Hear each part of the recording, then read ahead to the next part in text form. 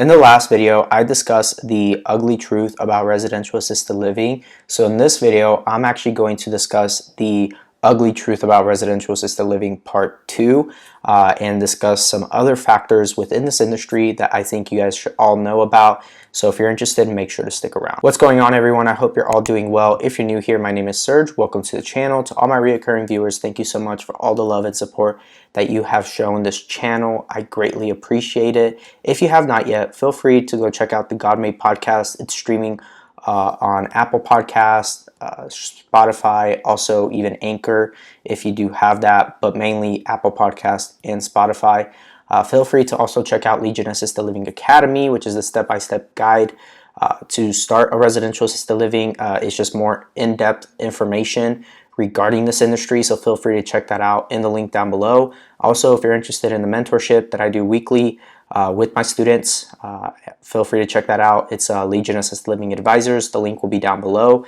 And if you're at the point where you're actually about to get licensed and zoned and you have the property, etc., and you need all the documentation all for operating your care home, feel free to check it out at Legion Assisted Living Advisors. That will also be down below. And so without further ado, let's go ahead and actually jump into the topic of this video. The one thing that I discussed in the previous video is anything from the caregivers actually taking the residents from the home and convincing the families to actually move them out to other care homes, whether it be the caregiver's own family member that has a care home, or they're just trying to take business from you. That actually does happen. There's business for everybody, and definitely not having that scarcity mindset is a good thing, but being cautious of certain situations like that, you just want to be aware of. And another thing that I did mention was it has to do with placement agents. And like I said in my previous video, I love all the placement agents I work with. There are definitely some really good ones, and there's also actually some really bad ones. That has to do with care homes too. There's actually some really good ones, and then there's actually some really bad ones. The ratio and the percentage of good to bad in this industry, there's a lot higher percentage of good homes and good placement agents and people who actually have not only the residents' best, they have the residents' best interest in mind and also the care homeowners' best interest in mind. So the percentage is a lot higher with all the good ones, but occasionally you'll come across a bad one, and being able to actually distinct that and notice that is by actually seeing what their morals and values are like, how they conduct business, how they approach you, how they respect you, how they talk to you. One of the main things that I do want to touch on that is actually when you're just giving tours, right? Is the placement agent really just giving the family the tour, not really giving you the opportunity to speak? And if that's happening, you need to make sure that you put an end to that and stop working with that placement agent. In most cases, placement agents should be allowing you to do the tour and not them for the family. You're the one that's going to be handling everything once the family does decide to move into your home. So you want to really get a read on the family and what they're going to be like.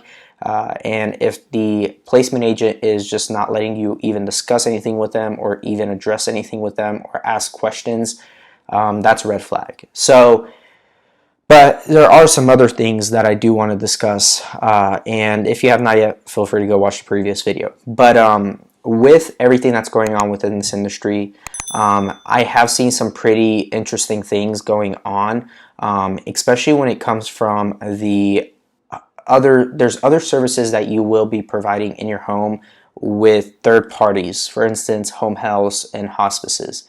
And you have to be careful here too, because there are going to be situations in a way that these home healths and hospices do things that really do not benefit the resident. And at the end of the day, you are the resident's advocate because they're under your care and they're at your home.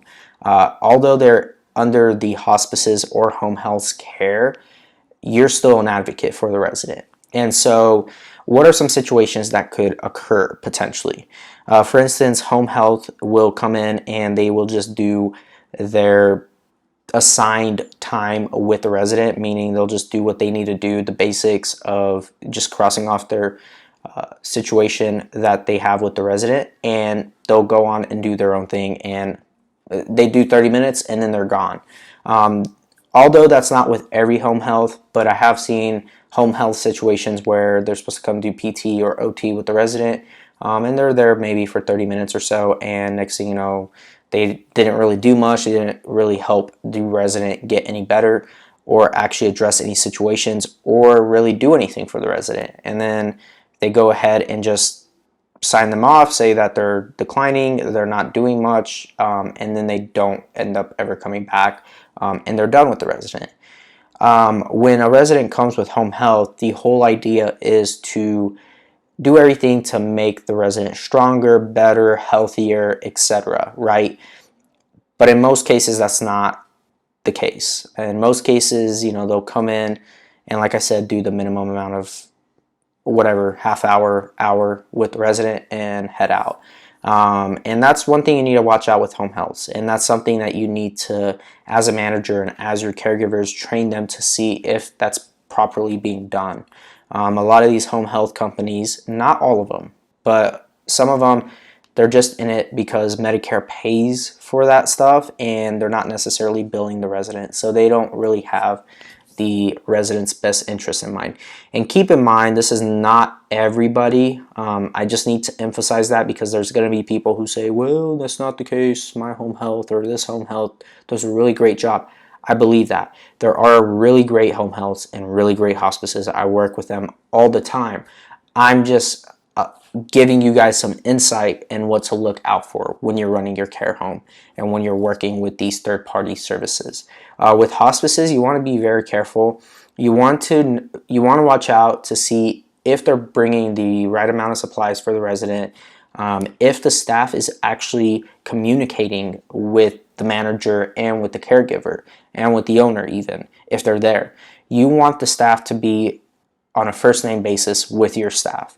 And making sure that they are addressing whatever issues may be coming up with the resident.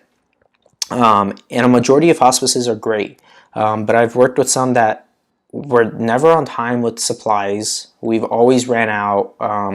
They were all, and we had to use our own supplies, whatever. That's not a big deal, but this is what the resident signed up for, is for them to handle that. And that's what the family is hoping for, right? And another thing is you want to make sure any orders or anything that's been changed is being addressed with the manager and the caregivers, right? And things are being communicated. Communication is huge with both home health and hospice. So make sure that that's all addressed. And then also seeing how they communicate with the resident. Like I said, if they're just there for like 5 minutes, that's not a good sign. Or if they just never even come. There have been situations where, they're scheduled to come once a week with whatever the case may be. And this is despite everything going on with this illness and this virus. I'm talking about like prior to this all happening, because right now not a lot of hospices and home healths are even going and visiting. They're mainly doing telehealth, which is everything on a computer and video. But before all this happened, I've noticed that there were certain hospices that I worked with that literally the nurses never came on their scheduled dates to come and see the resident. CNAs oftentimes, they got to do their job too, and if they're not doing it properly and they're not just the most basic stuff that the CNAs have to do, and if they're not doing it, that's another thing to watch out for. So you want to make sure that you vet each home health and each hospice and that you work with them closely. These people are here to help the resident and also help your staff in your home. We're all in this together. We're all here to benefit the resident and their families and make their lives a lot more comfortable and easier, not the other way around.